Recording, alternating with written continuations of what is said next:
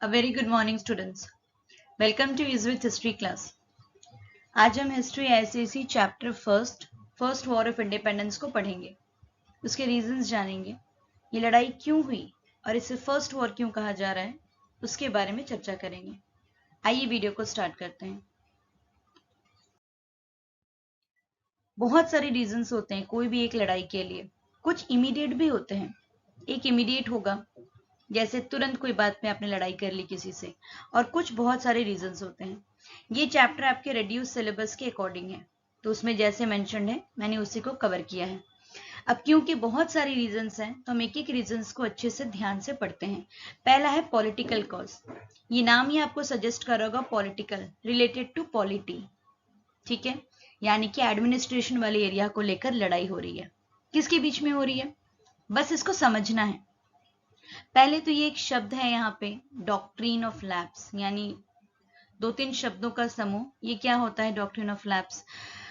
पहले तो ये है क्या और इसको किसने स्टार्ट किया? पहले ये एक प्रोसेस है, ये एक तरीका है। किसने स्टार्ट किया? लॉर्ड डलहौजी ने स्टार्ट किया। देखिए यहाँ इनकी तस्वीर मैंने डाली है, लॉर्ड डलहौजी ने इसको स्टार्ट किया है। क्या है ये? अकॉर्डिंग टू ये डलहौजी कहते थे कि जो भी राज्य में, हम एज्यूम कर रहे हैं, मैं आपको एग्जांपल से बताती हूँ, एज्यूम कीजिए कि उस वक्त राज्य होंगे 10, ये एग्जांपल के लिए समझा रही हूँ, उस वक्त राज्य होंगे 10, तो उन 10 राज्यों में सोचिए नेचुरल हेयर, हालांकि इसका प्रोनाउंसिएशन एयर है, नेचुरल एयर होते हैं हमारे। सोचिए मेरा बायोलॉजिकल बेटा वहां मौजूद है, मैं एक राज्य में रहती हूँ, ए नाम के राज्य में, वहां मेरा बायोलॉजिकल बेटा बैठा है। तो अगर मेरा बेटा वहां पर है तो ब्रिटिशर्स उस राज्य को नहीं लेंगे क्योंकि मेरा बायोलॉजिकल बेटा बैठा है। ध्यान से समझिए, मैंने वर्ड डाला है बायोलॉजिकल, मेरा बायोलॉजिकल बेटा वहां बैठा है, तो इसीलिए वो राज्य ब्रिटिशर्स नहीं लेंगे। लेकिन अगर मेरा बायोलॉजिकल बेटा ना होता, मेरा एडॉप्टेड बेटा अगर वहां पर होता, एडॉप्टेड वर्ड अगर मैं लगा रही हूं, तो ब्रिटिशर्स उस राज्य को ले लेंगे। उनका ऐसा मान्यता था, सोच था कि बायोलॉजिकल बेटा है, सेम जीन्स है, सेम ब्लड है, तो अच्छे से रूल करेगा। लेकिन अडॉप्टेड है तो पता नहीं ना किसको अडॉप्ट किया गया है, वो कैसा रूल करेगा। तो according to doctrine of lapse, Lord Dalhousie कहते थे कोई भी रूलर अगर मरता है और उसके पहले उसके पास एक नेचुरल हेयर है, यानी बायोलॉजिकल बेटा है, तो वो वाला राज्य ब्रिटिशर्स नहीं लेंगे। ठीक है, एग्जाम्पल क्या है उसका देखिए, झांसी, सतारा, नागपुर। ये आप लोग मुझे बताएंगे एरियाज कहाँ कहाँ पर हैं। वैसे तो बहुत आसान है, झांसी हमको मालूम है, फिर भी ये सारे एरियाज ब्रिटिशर्स ने ले लिए थे, okay, by doctrine of lapse, यानी इन सारे एरियाज में नेचुरल एयर नहीं होंगे, एडॉप्टेड बच्चे होंगे। डॉक्ट्रिन ऑफ लैप्स यही कहता है ना, एडॉप्टेड होगा तो मैं ले लूंगा, तो यहाँ पर एडॉप्टेड बच्चे होंगे तो उन्होंने ले लिया। किसने स्टार्ट किया था? ये लॉर्ड डलहौजी ने स्टार्ट किया था। ये नाम बहुत जरूरी है, आता है एग्जाम में, तो लॉर्ड डलहौजी ने स्टार्ट किया था। नेक्स्ट सेकेंड पॉइंट कहता है treatment given to Nana Saheb and रानी लक्ष्मीबाई। ये क्या है? नाना साहेब कौन है? तो first of all Nana Saheb, यहाँ मैंने लिखा है the adopted son of Bajirao two. Bajirao two अगर आप ध्यान से समझे तो हमारे मराठास के एक रूलर, ठीक है, और उनको पेशवा कहा गया है, तो लास्ट पेशवा, याद रखिए लास्ट पेशवा कौन है? बाजीराव टू। और उनके अडॉप्टेड सन कौन है? नाना साहेब। नाना साहेब याद रखिए अडॉप्टेड सन है बाजीराव टू के। नहीं आता है एग्जाम में, किसके बेटे नहीं पूछता है, बस मैं रैंडमली आपको बता रही हूँ कि उनको कैसा ट्रीटमेंट मिल रहा था, क्या हो रहा था। तो उनको पेंशन देने से ब्रिटिशर्स ने मना कर दिया था। उन दिनों पेंशन सिस्टम चलता था, ठीक है, पिताजी नहीं है तो बच्चों को, उनकी फैमिली को रन करने के लिए कुछ पैसे, सोने के सिक्के या कुछ बेस रूप से, ताकि उनका फैमिली चल सके, पेंशन दी जाती थी। बट नाना साहेब को मिलना बंद हो गया। तो ये एक रीजन है, हम ये क्या पढ़ रहे हैं, हम रीजंस पढ़ रहे हैं, लड़ाई क्यों हुई। आप जब भी पढ़े ना तो आपको पता होना चाहिए कि एग्जैक्टली आप ये क्या पढ़ रहे हैं। हम ये रीजन पढ़ रहे हैं, क्यों लड़ाई हुई। अच्छा, डॉक्ट्रिन ऑफ लैप्स आ गया क्या?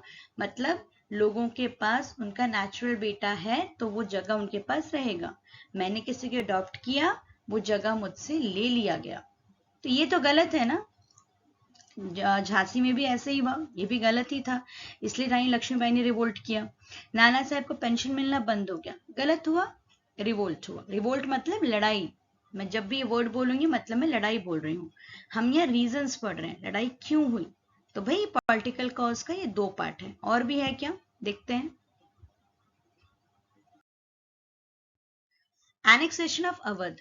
पहले तो ये एनेक्सेशन क्या होता है। एनेक्सेशन मतलब कब्जा कर लेना, ले लेना, सिंपल भाषा में कहूं तो ले लेना, ठीक है। था तो अवध को ले लिया गया, किसने लिया, अगेन ये जो पर्सन है हमारे लॉर्ड डलहौजी, ये आ जाते हैं फ्रेम में। इन्होंने लिया, क्यों लिया, क्या इन्होंने भी डॉक्टर ऑफ लैप्स के तहत में लिया कि भाई यहाँ पे नेचुरल बेटा नहीं है, अडॉप्टेड बेटा रखा गया है, हम ले लेंगे, क्या इसलिए लिया, नहीं।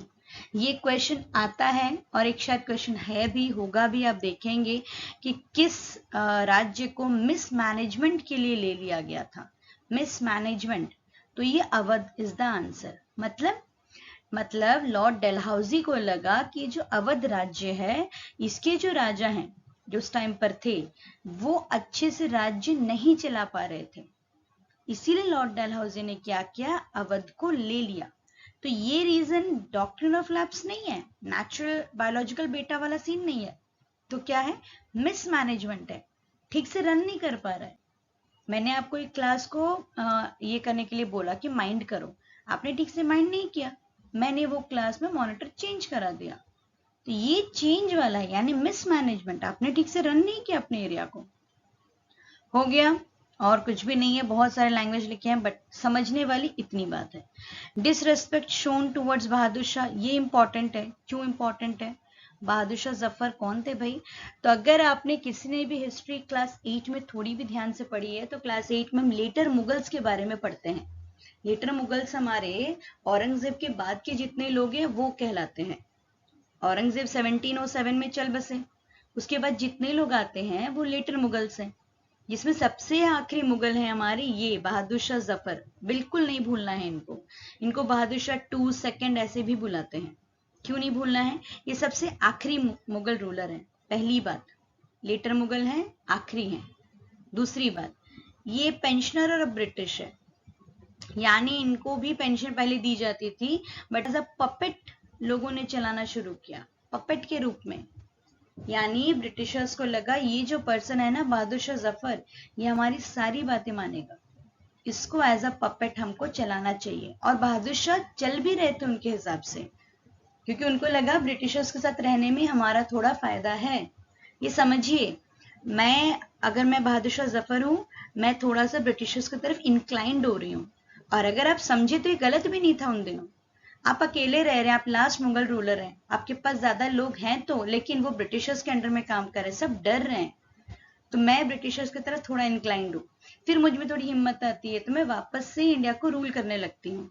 तो यानी मैं पपेट तो हूँ, लेकिन मैं बाद में आगे चलकर मैं अपना ओन आइडेंटिटी क्रिएट कर रही हूँ। तो पहले ये pension of British, lived in red fort, Lal Qila जो आज हम देख रहे हैं, ये बहादुर शाह जफर यानी मुगल डायनेस्टीज में लोगों का घर हुआ करता था। तो इनको बोल दिया गया कि आप यहाँ से जाइए।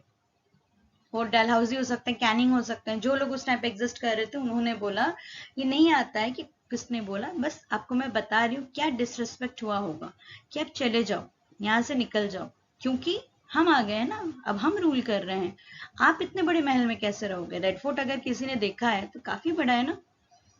Name remove from the coins, अब अभी क्या है, हमारे सिक्कों में महात्मा गांधी जी की तस्वीर है, और हमारे नोट में खैर वो तो है ही। तो पहले क्या था, बहादुर शाह जफर जो रेस्पेक्टिव किंग होगा उसका फेस को मिंट करके वहां पे रखा जाएगा, डाला जाएगा, तो उनकी तस्वीर भी हटा दी गई, ठीक है, कॉइन से। यानी कितनी बेइज्जती हो रही है, आप देखिए, धीरे धीरे घर से निकाला, कॉइन से हटाया, पेंशन बंद। Last king of Mughal dynasty इन्होंने देखा, और ये लास्ट ही रह गए। कई बुक्स में मेंशन है कि इनको बाहर भेज दिया गया, वहां जाके इनको मार दिया गया, और कई बुक में है कि ये बाहर भेजे गए, फिर इनके 2 बच्चों को भी ले जाया गया, वहां उनको भी मार दिया गया। तो हाँ, ये सब कहानी ऑलमोस्ट राइट है। चलिए आगे देखते हैं। सोशल रिलीजियस कॉजेस क्या क्या है देखिए। सोसाइटी से रिलेटेड क्या क्या रीजंस हो सकते हैं लड़ाई के, सो वो हम जानते हैं। सबसे पहला, इंटरफेरेंस विद सोशल कस्टम्स। पहले तो यहाँ सोशल कस्टम्स किसको बोला गया है? इंडिया को बोला गया है। इंडिया में अगर आप अभी भी देखें तो बहुत सारे सोशल इश्यूज हैं, है ना। पहले तो हम सती सिस्टम से लेकर परेशान थे, तो सती सिस्टम बैन हो गया। ये ना एक्चुअली रीजन नहीं है, ये इंडिया के बेनिफिट के लिए। अगर कोई इसको ध्यान से पढ़ रहा है तो वो समझेगा कि sati system was a very good point जो बैन हुआ, और ये सही भी तो था ना। सती सिस्टम बैन हो गया, विडो रिमैरिज एक्ट को पास किया गया, ये भी अच्छी बात है। विडो की यानी विधवाओं की दोबारा शादी, ये अच्छे रीजंस हैं। इसके लिए हमको ब्रिटिशर्स को थैंकफुल होना चाहिए। Indians disapprove the British interference, ये एक पॉइंट देखिए, ये इंडियंस तो ऑफकोर्स डिसअप्रूव करेंगे ना। आपका एक थॉट है, आपके थॉट को कोई और आके डिस्ट्रॉय कर रहा है तो आपको तो खराब लगेगा। लेकिन क्या ये 2 पॉइंट्स पहले के राइट हैं? बिल्कुल नहीं। अभी आप सत्य सिस्टम नहीं देखते, नहीं होता है ना। विडो रिमैरिज हम देखते हैं, होता है आज भी। कई एरियाज में नहीं हो रहा है, जो बहुत ज्यादा नैरो एरियाज पहुंच गए तो और बात है। ये रीजंस हैं। लोगों ने लड़ाई इसलिए जारी की, लेकिन कुछ पार्ट ऑफ लोग बहुत खुश थे, जिसमें राजा राम मोहन रॉय भी थे। बहुत खुश थे कि भाई अच्छा हुआ ये चीजें चली गई। रेशियल डिस्क्रिमिनेशन क्या होता है? हर शब्द का मतलब प्लीज पता होना चाहिए। रेशियल मतलब रंग को लेकर, डिस्क्रिमिनेशन मतलब भेदभाव। अगर आपके रंग को लेकर कोई भेदभाव करता है तो ये एक आपका, एक तो गलत बात है, और यहाँ पे एक रीजन भी है। यहाँ पे ब्रिटिशर्स गलत हैं। उन्होंने बोला कि आप इंडियंस को लेकर के, आपका रंग थोड़ा डार्क है तो आप अलग बैठो, आप अलग रहो, हम आपसे सुपीरियर हैं, हम आपसे तेज हैं क्योंकि हम गोरे हैं रंग में। और इंडियंस को अच्छा ट्रीटमेंट नहीं किया गया, हमेशा इंसल्ट किया गया उनके रंग को लेकर। आज भी कुछ एरियाज में होता है। तो ये सोशियो रिलीजियस है, सोसाइटी से रिलेटेड है, हमारे धर्म से रिलेटेड है ना। आगे देखते हैं और क्या है। चेंजिंग ऑफ रिलीजन क्या है ये? ब्रिटिशर्स चाहते थे कि हमारा जो धर्म है हिंदुस्तान में, हम मुस्लिम हो, हिंदू हो, कुछ भी हो, हम अपने आप को बदलकर क्रिश्चियनिटी में कन्वर्ट कर लें। क्यों भाई? अरे आप एक जगह में जा रहे हैं, आप एक गांव में जा रहे हैं, आप ये पर्पस से जा रहे हैं कि मैं इस गांव को चेंज करूंगा, तो आपके मन में ये थॉट है ना कि आप जो जो सोच लेकर जा रहे हैं वो हर सोच को हर जगह अप्लाई करें। तो ब्रिटिशर्स तो वेस्टर्न एजुकेशन तो लेकर आए ही, धीरे धीरे उन्होंने क्रिश्चियनिटी भी बोला कि भाई सब कन्वर्ट हो जाएंगे ना तो हम सब एक हो जाएंगे। तो ये तो एक रीजन बनता है कि आप लड़ाई करोगे। आप अपना धर्म कैसे छोड़ सकते हो, अपना रिलीजन कैसे छोड़ सकते हो। टैक्सिंग रिलीजियस इंस्टीट्यूशन क्या है? देखिए ये थोड़ा सा गलत तो है। ब्रिटिशर्स ने क्या किया कि सारे जो टेम्पल हैं, मस्जिद और मंदिर, इनकी जमीनों पर टैक्स लगा दी। बोला कि आपको कुछ पैसे देने पड़ेंगे, आपका यहाँ मंदिर बना है, आपको कुछ पैसे देने पड़ेंगे। तो अगर आपके पास पैसे हैं नहीं है, आपका क्या सिचुएशन है, उसमें आप कहाँ से पैसे दोगे, तो धीरे धीरे लोग या फिर इधर उधर जाने लगे या लड़ाई के लिए रेडी हो गए। ये सारे रीजंस है कि हम क्यों लड़ रहे थे। हमेशा जब आप पढ़े तो रिकॉल करें हम ये पार्ट क्यों पढ़ रहे हैं। इसके पहले हमने पॉलिटिकल पढ़ा, जिसमें डॉक्ट्रिन ऑफ लैप्स था सबसे इंपॉर्टेंट आपका। हमेशा रिवाइज करते रहें। सोशल रिलीजियस मतलब सोसाइटी से रिलेटेड क्या हो सकता है, आगे देखते हैं। इकोनॉमिक कॉजेस, इकोनॉमिक वर्ड का मतलब है पैसा, मनी, लेमन लैंग्वेज। पैसे से रिलेटेड क्या प्रॉब्लम था? पैसे से रिलेटेड पहले तो एक टर्म है ड्रेन ऑफ वेल्थ। ये टर्म जानिए। ड्रेन मतलब होता है ड्रेन हो जाना, चले जाना, है ना। जैसे ड्रेन पानी है ना, ड्रेन हो जा रहा है। वेल्थ मतलब अगेन होता है पैसा, मनी, ठीक है। पैसे का ड्रेन हो जाना, पैसा बह रहा है पूरा। कहाँ बह रहा है, कैसे बह जा रहा है, लेट्स सी।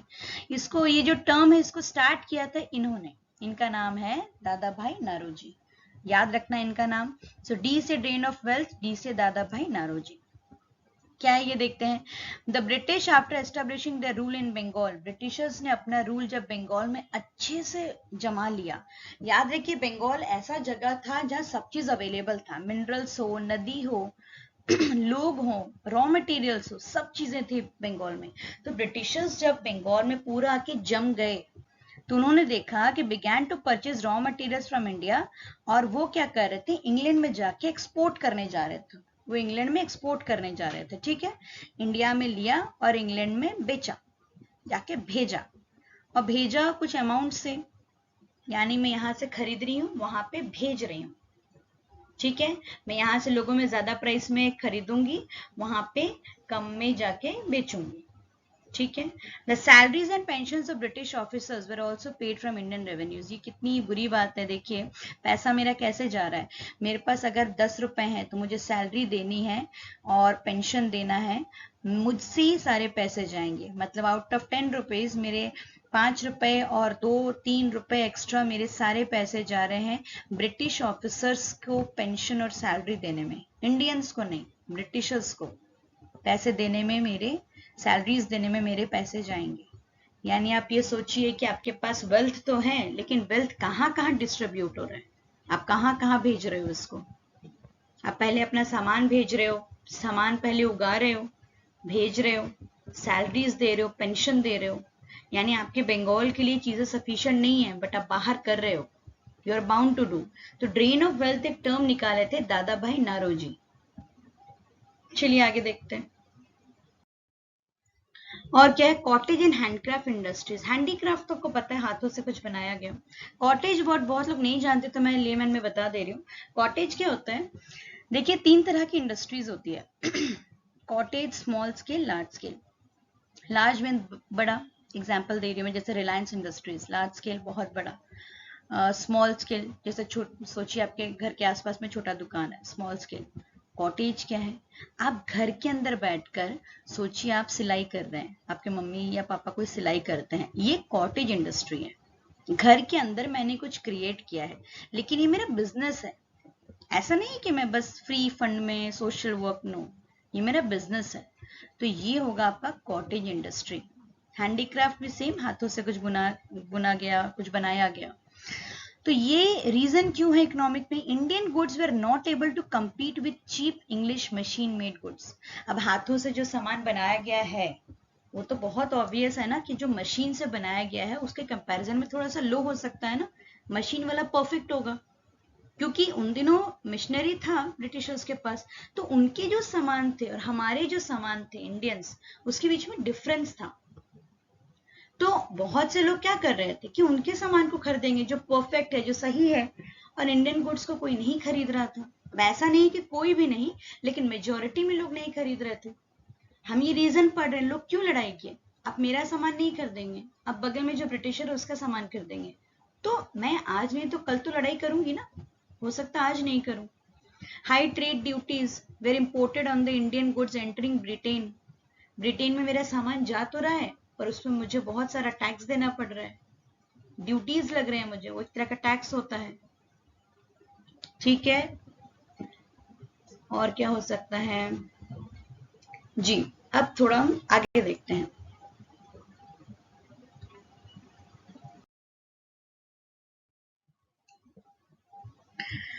इकोनॉमिक कॉजेस का और 2 पॉइंट है last. Exploitation of the Indian pageantry.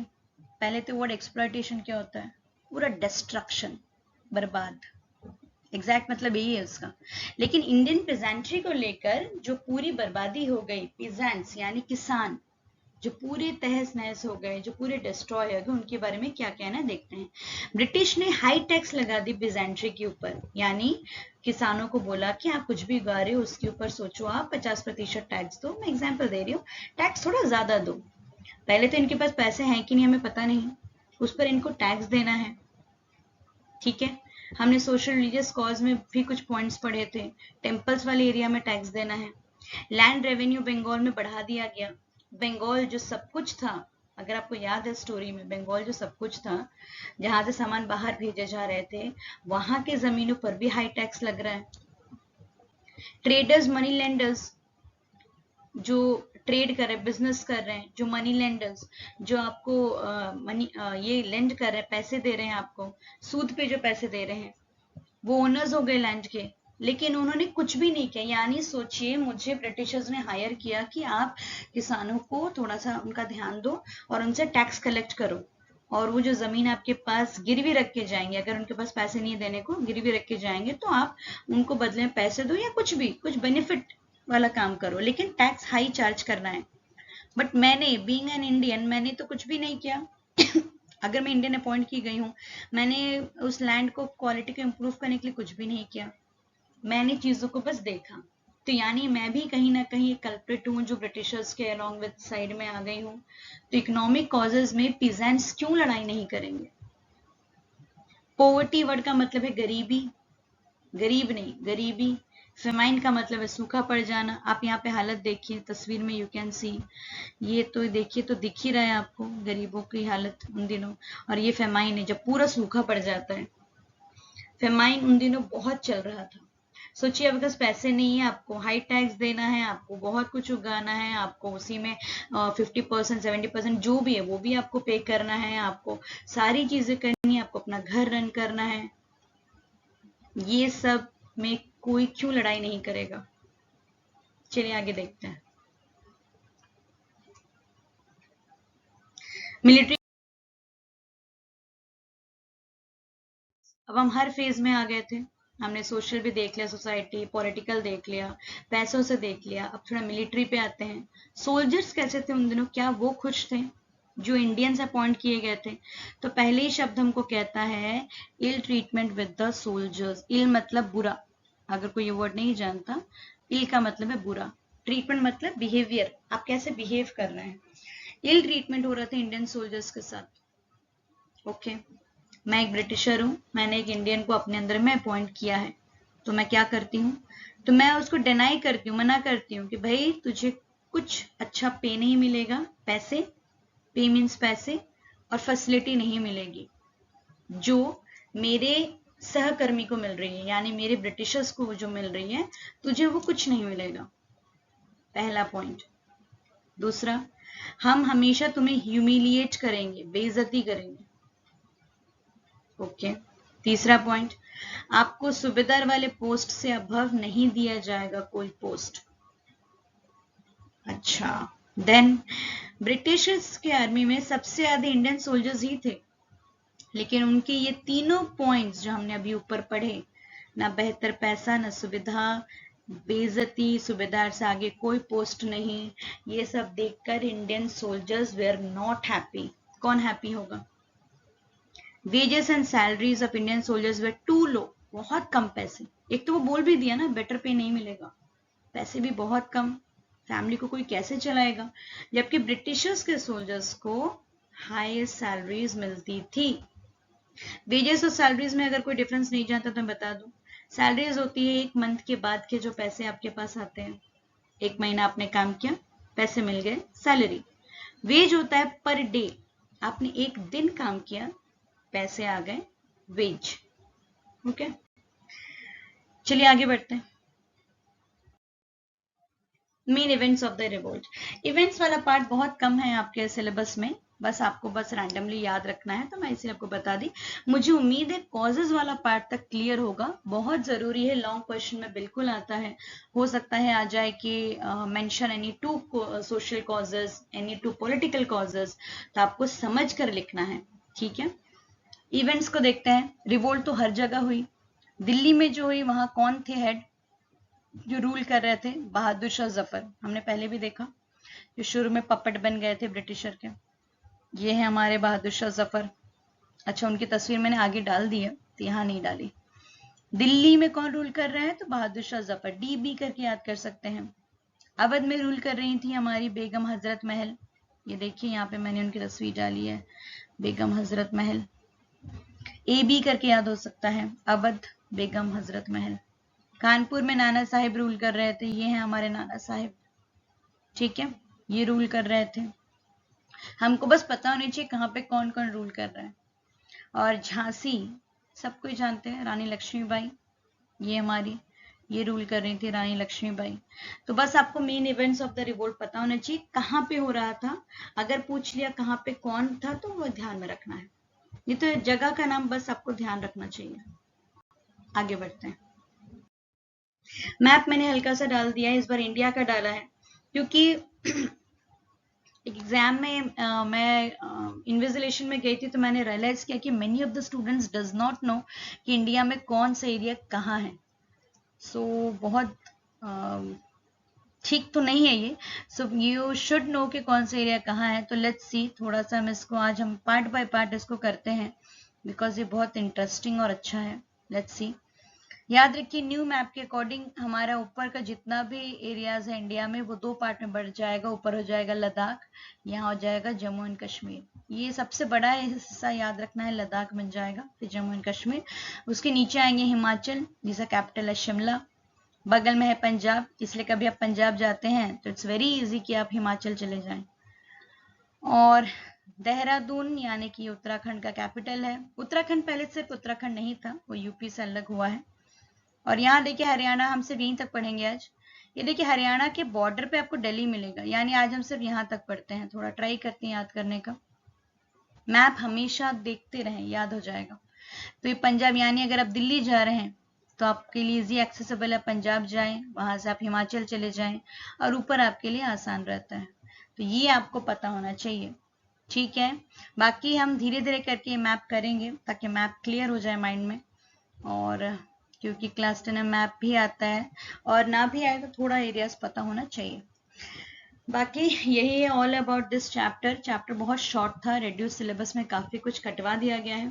Still आपको लग रहा है कोई डाउट है, कोई चीज़ क्लियर नहीं हो पाया, कुछ और पॉइंट है तो आप मुझे कमेंट सेक्शन में बताइएगा। अपना बहुत बहुत ध्यान रखें and never ever lose hope. All the very best, take care.